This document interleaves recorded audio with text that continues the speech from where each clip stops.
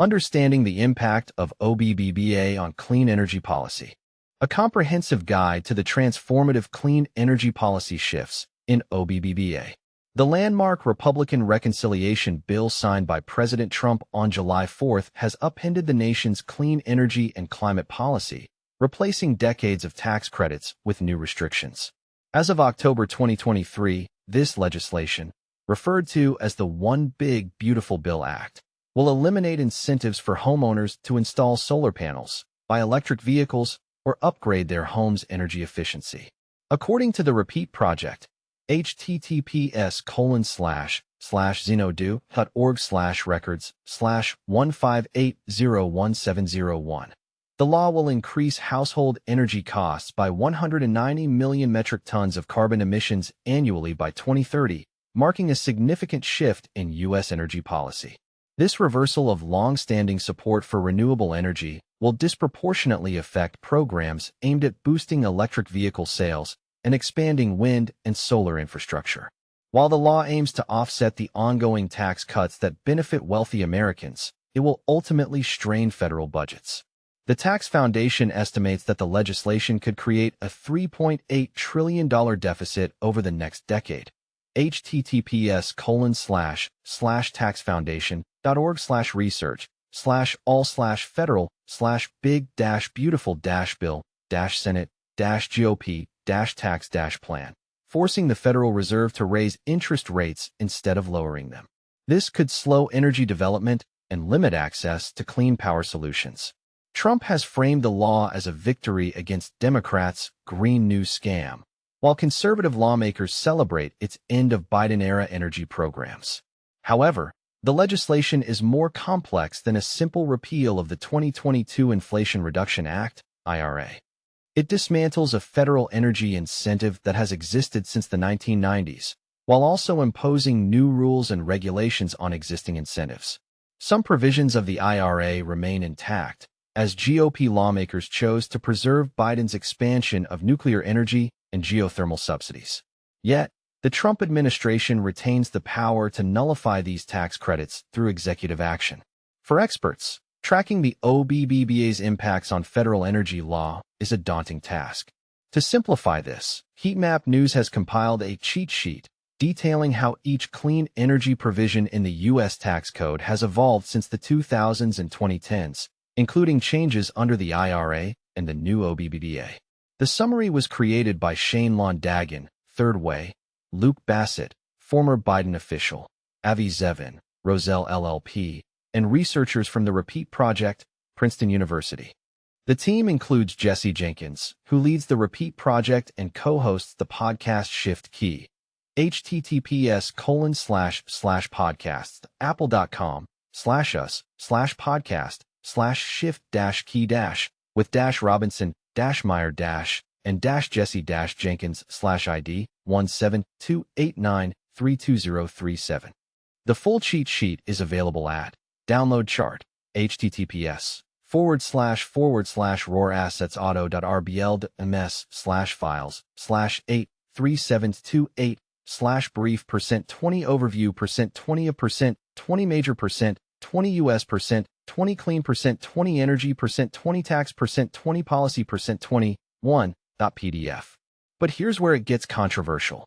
While the OBBBA aims to reduce federal spending, critics argue it may accelerate the transition to fossil fuels by making clean energy investments less attractive.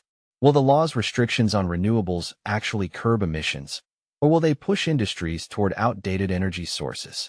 What role should the Federal Reserve play in balancing economic growth with environmental goals? These questions linger as the OBBBA reshapes the energy landscape. Power prices soar, the impact of new tax cuts on energy costs. Electricity prices are projected to rise significantly due to a new tax reduction and spending legislation. Imagine standing beneath towering high-voltage transmission lines in Houston, knowing that a law signed by President Trump on July 4th has just eliminated tax incentives for wind and solar energy projects.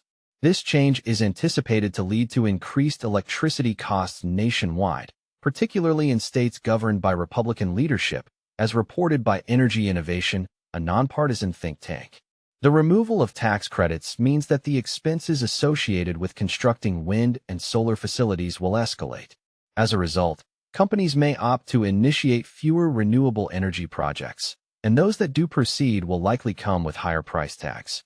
Consequently, the U.S. is expected to rely more heavily on natural gas plants, which are generally more costly to operate than their renewable counterparts. This transition will be most pronounced in states lacking their own initiatives to promote renewable energy development, according to Dan O'Brien, a senior analyst at Energy Innovation. For instance, in Oklahoma, homeowners, renters, and businesses could see their electricity rates surge by anywhere from 60% to 350% over the next 10 years. Similarly, projections indicate that rates may increase by at least 48% in Kentucky, 39% in Missouri, and 30% in Kansas, all of which have predominantly Republican congressional delegations. O'Brien notes, in a world prior to this legislation, we would have seen a significant amount of affordable renewable energy being developed, irrespective of state policies. However, post-legislation, there is no assurance that these projects will continue, leading to a greater reliance on expensive natural gas generation. In response to these developments, White House spokesperson Taylor Rogers stated that Trump has taken measures to enhance U.S. energy production.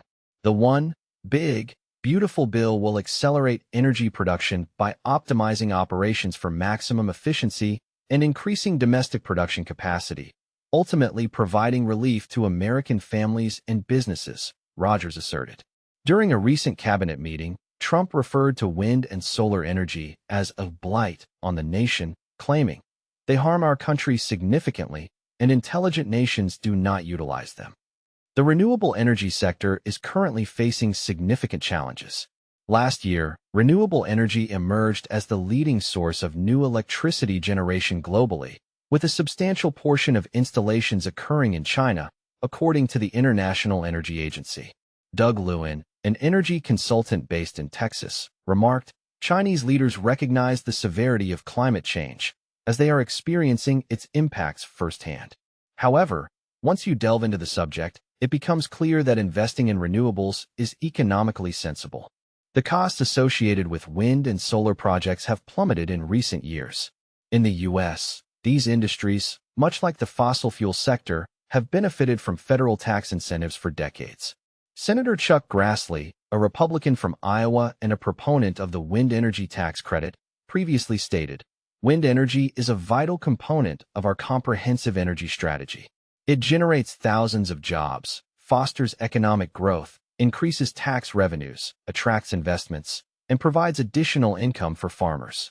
For years, discussions among renewable energy executives and advocates have revolved around the timing and method of phasing out subsidies. These conversations intensified when Congress threatened the incentives, as noted by Paula Mintz, founder and chief analyst at SPV Market Research. Craig Lawrence, a partner at Energy Transition Ventures, expressed this month, "We have become complacent and reliant on these tax credits, and it is time to gradually eliminate them." However, the industry has urged lawmakers to phase out the tax credit slowly to allow companies adequate time to adapt.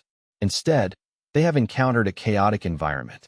Ryan Sweezy, director of North America Power and Renewables at Wood Mackenzie, characterized the situation as one of high volatility expected over the coming year, stating, "The policy landscape remains uncertain." Under an agreement reached by Republican senators, wind and solar projects can still qualify for tax incentives if construction begins within the next year and is completed within 4 years. This timeline was included in the bill signed by Trump on July 4th, prompting a rush among companies to initiate as many projects as possible. However, this plan was disrupted last week when Trump issued an executive order directing the Treasury Secretary to consider new guidelines for companies to meet the government's beginning of construction criteria. The aim is to prevent companies from exploiting tax laws, as outlined in the order. Now, companies involved in wind and solar projects are left to determine whether investors will pause their deals until there is clarity on the administration's direction. Keith Martin, a lawyer at Norton Rose Fulbright, remarked, "Operating in this Trump era feels like trying to conduct business while bouncing on a trampoline. It creates a challenging environment for operations."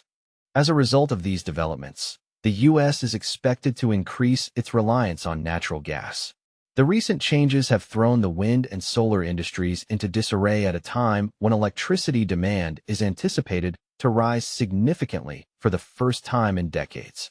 Industry leaders and analysts assert that clean energy projects are essential for powering new data centers and factories, as these facilities can be built quickly and generate relatively inexpensive electricity.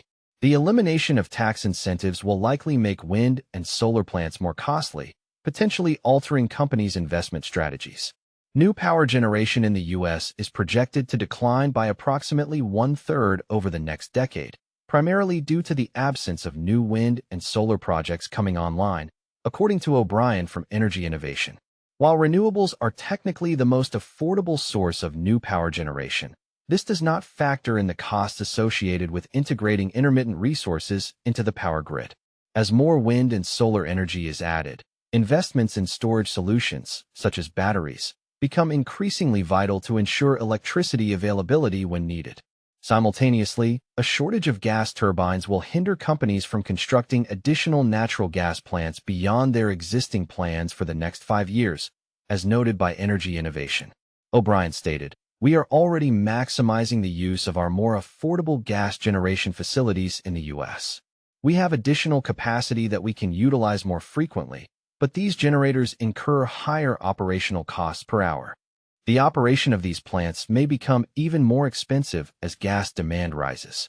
The U.S. Energy Information Administration has already projected an increase in fuel prices, primarily driven by demand from facilities exporting liquefied natural gas globally.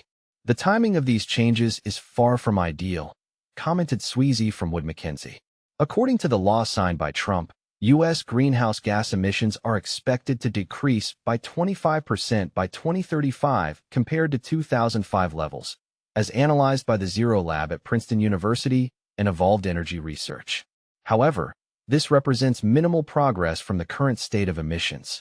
While electricity rates are anticipated to skyrocket in certain states, Energy Innovation predicts that costs will rise nationwide. On average, rates are expected to increase by 9% to 18% by 2035, resulting in the U.S. missing out on billions of dollars in planned investments and hundreds of thousands of jobs. The manufacturing sector for renewable energy could face particularly severe repercussions. Companies that have established U.S. factories for producing solar panels and other components have warned that abruptly eliminating clean energy tax incentives would jeopardize a decade-long effort to bring manufacturing back to the U.S. and challenge China's dominance in the industry. The tax credits being removed incentivize companies constructing power plants to purchase American-made products, such as solar panels and other components. Furthermore, the U.S. will also reduce its efforts to cut climate pollution, which contributes to increasingly severe storms, floods, and wildfires. Under the new tax and spending law enacted by Republicans, U.S. greenhouse gas emissions are projected to decline by 25% by 2035 compared to 2005 levels, according to an analysis by the Zero Lab at Princeton University and Evolved Energy Research. This is only a slight improvement from the current situation, where emissions were approximately 20% below 2005 levels last year, as reported by the Rhodium Group. In contrast, under Biden-era policies, emissions would have decreased by at least 40% from 2005 levels by 2035, according to researchers at the Zero Lab and Evolved Energy Research. Noah Kaufman, a senior research scholar at the Center on Global Energy Policy at Columbia University, who previously served as a senior economist on the Council of Economic Advisors under former President Joe Biden, stated, "I don't believe that subsidizing electricity in general is necessarily a sound approach." However, tax incentives for clean energy were extended during the Biden administration as part of a broader strategy to combat climate change and better prepare the U.S. energy system and economy for the global energy transition. Kaufman concluded, "It is fair to say that the Trump administration does not share either of those objectives."